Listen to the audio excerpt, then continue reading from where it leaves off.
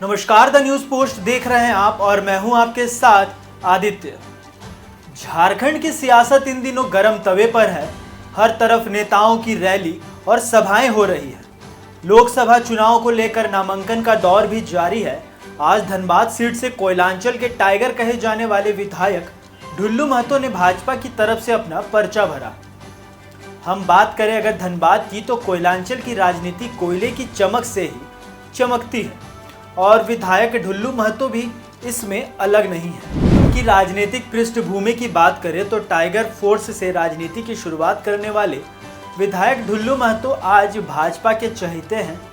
भाजपा भी इसे स्वीकार करती है। 2005 में ढुल्लू महतो ने समरेश सिंह की पार्टी से बादमारा से चुनाव लड़े, लेकिन उन्हें हार का सामना करना पड़ा, जिसके बाद 2009 में वह झारखंड विकास मोर्चा से चुनाव लड़े और जीत गए।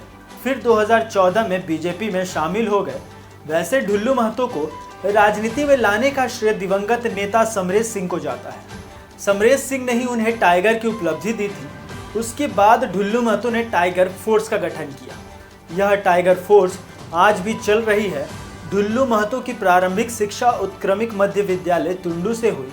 कतरास डीएवी इंटर कॉलेज से इंटर की पढ़ाई पूरी की। आर्थिक कठिनाई के कारण उन्होंने अपनी पढ़ाई बीच में ही ड्रॉप करनी पड़ी। पढ़ाई छोड़ने के बाद वह सेल जोगीडी कोयलियरी में काम करने लगे। उन दिनों मजदूरों को काफ़ी प्रताड़ित किया जा रहा था।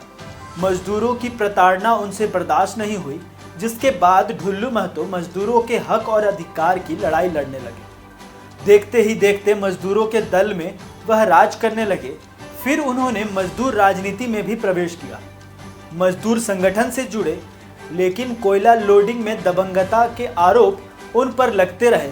2024 के चुनाव में भाजपा ने उन पर भरोसा किया और सांसद पशुपति नाथ सिंह जैसे आजाद शत्रु की छवि वाले नेता का टिकट काटकर ढुल्लू महतो को भाजपा ने टिकट दे दिया। चिटाही धाम रामराज मंदिर का निर्माण उनकी उपलब्धि कही जाती है। हालांकि मंदिर के नाम पर जमीन कब्जा करने का आरोप भी उन पर है। सब कुछ के बावजूद 2005 के बाद वह पार्टी जरूर बदलते रहे, लेकिन लगातार ऊंचाई की सीढ़ी भी चढ़ते गए। 2019 में भी वह बीजेपी की टिकट पर बादमारा से चुनाव लड़े, लेकिन कड़े संघर्ष के बाद 800 से कुछ अधिक वोटों से उन्हें जीत मिली। 1975 में जन्मे ढुल्लू महतो का विवादों से पुराना नाता रहा है। पुलिसकर्मी की वर्दी फाड़ने, मारपीट करने के मामले में उन्हें 18 महीने की सजा भी सुनाई गई। यह अलग बात है कि 18 महीने की सजा होने के कारण उनकी विधायकी बच गई। यह भी बात सही है कि ढुल्लू महतो को राजनीतिक विरासत में नहीं मिली।